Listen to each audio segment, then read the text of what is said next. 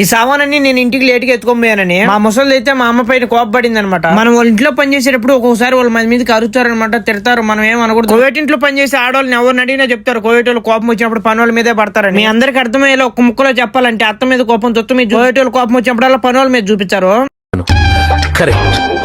ఇది కరెక్ట్ గా చెప్పేవా? నేను మా కోవేటి అయితే మా ఇంటి పైన ఉండే మిద్ది పైకి అయితే ఏసీలు అయితే రిపేర్ చేస్తాం అనమాట. రిపేర్ అంటే ఏందో అంటున్నారు, నీళ్లు పెట్టి వాటర్ సర్వీస్ చేస్తాం. ఎందుకంటే కోవేట్ లో ఆల్రెడీ ఎండలు స్టార్ట్ అయిపోయినాయి అనమాట. మా ఓడ ఒక పెద్ద మెకానిక్, పైపుల పని కానీ కరెంట్ పని ప్రతి ఒక్క పని మా ఓడే చేస్తాడు. అది చేయలేనంత భారం వేసింది అనుకో, అప్పుడు పనులను పిలిపించి ఇంట్లో తయారు చేపించాడు అనమాట. ఈ ఎండకి ఇదే మాదిరిగా ఒక 10 రోజులు కానీ బయట ఎండలో పని చేసాం అనుకో, ఇంటికాడ ఏ కలర్ ఉన్నామో ఆ కలర్ నల్లగా వచ్చేస్తాం అనమాట. నేను వీడియోలు చేసేది మా ఇంట్లో వాళ్ళందరికీ తెలుసా. మా ఓడు వీడియో తీస్తా ఉంటే వీడియో ఇంకా ఎందుకు ఎత్తుకోలేదు, వీడియో అయితే తీసుకోపోయినా సెల్ అయితే తీ అంటున్నాడు. ఇంటికాడ కానీ మేస్త్రి పని చేసుకుని కోవేట్కి వచ్చాం అనుకో, మంచి జీతాలు ఉంటాయి. మా వాళ్ళకైతే హెల్పర్ కి అయితే వచ్చి 10 దినార్లు అయితే ఇచ్చాడు. అంటే 2700 లెక్క మన ఇండియన్ లెక్క. అదే పని చేత వచ్చిన వాడికి అయితే 15 దినార్లు అయితే మన ఇండియన్ లెక్కలో అయితే 3500 4000 రోజుకి.